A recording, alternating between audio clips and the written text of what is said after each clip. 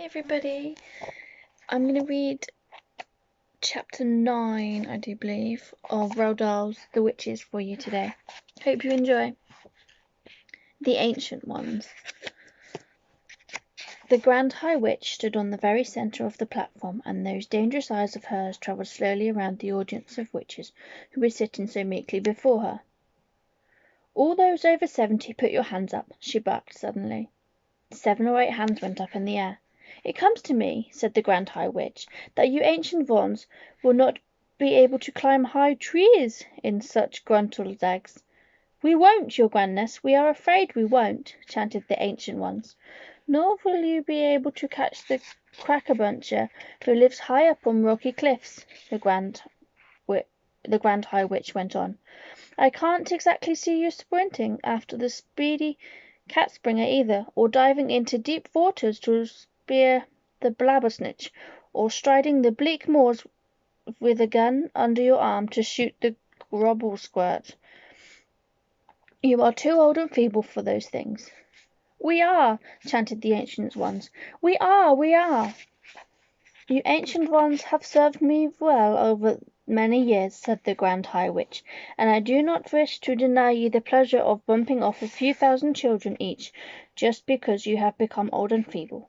I have therefore prepared personally, with my own hands, a limited quantity of delayed action mouse maker, which I will distribute to the ancient ones before you leave the hotel."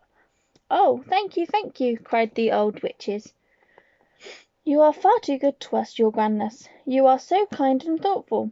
"Here is a sample of what I am giving you," shouted the Grand High Witch. She fished around in a pocket of her dress and brought out a very small bottle. She held it up and shouted, "In this tiny bottle is 500 doses of mouse maker. Is enough to turn 500 children into mice." I could see that the bottle was made of dark blue glass, and that it was very small, about the same size as the ones you can buy at the chemist's, with nose drops in them. "Each of you ancient ones will get 2 of these bottles," she shouted. Thank you, oh most generous and thoughtful one," chorused the ancient witches. "Not one drop will be wasted. Each of us will promise to squish and squallop and squiggle 1,000 children." "Our meeting is over," announced the Grand High Witch. "Here is the timetable for the remainder of your stay in this hotel. Right now, we must all go out to the Sunshine Terrace and have tea with that ridiculous manager. Next, at 6 o'clock tonight, these witches, who are too old to climb trees after gruntles eggs, will report to my room to receive 2 bottles each of mouse maker. My room number is 454. Do not forget it. Then, at 8 o'clock, all of you will assemble in the dining room for supper. We are the lovely ladies of the RSPCC, and they are setting up 2 long tables specially for us. But do not forget to put the cotton plugs up your noses. That dining room will be full of filthy little children, and without the nose plugs that stink will be unbearable. Apart from that, remember to behave normally at all times. Is everything clear? Any questions?" "I have one question, your grandness," said a voice in the audience. "What happens if one of the chocolates we are giving away in our shops gets eaten by a grown-up?" "That's just too bad for the grown-up," said the Grand High Witch. "This meeting is over," she shouted. "Out you go." The witches stood up and began gathering their things together. I was watching them through the crack and hoping to heaven they would hurry up and leave, so I might be safe at last. "Wait!" shrieked one of the witches in the back row. "Hold everything!"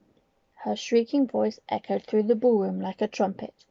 All the witches suddenly stopped and turned and looked towards the speaker.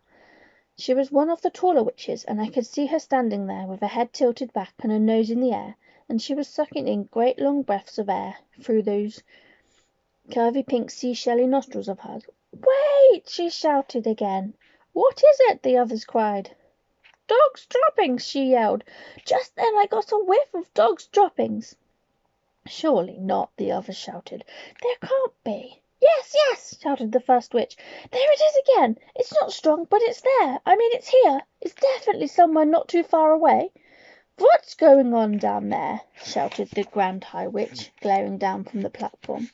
Mildred's just got a whiff of dog's droppings, your good grandness, someone called back to her. What rubbish is this? Shouted the Grand High Witch. She has dog's droppings on the brain. There are no children in this room. Hang on, cried the witch, called Mildred. Hang on, everybody. Don't move. I'm getting it again. Her huge, curvy nose holes were waving in and out like a pair of fishtails. It's getting stronger. It's hitting me harder now. Can't the rest of you smell it? All the noses of the witches in that room went up in the air, and all the nostrils began to suck and sniff. She's right, cried another voice. She's absolutely right. Dog's droppings it is, strong and foul. In a matter of seconds, the entire assembly of witches had taken up the dreaded cry of dog's droppings. Dog's droppings, they shouted. The room is full of it. Pooh! Pooh! Why did we not smell it before? It stinks like a sewer. Some little swine must be hiding not so very far from here. Find it, screamed the Grand High Witch. Track it down, rattle it out, follow your noses till you get it. The hairs on my head were standing up like the bristles of a nail brush, and cold sweat was breaking out all over me. Rattle it out, this small lump of dung, screeched the Grand High Witch. Don't let it escape.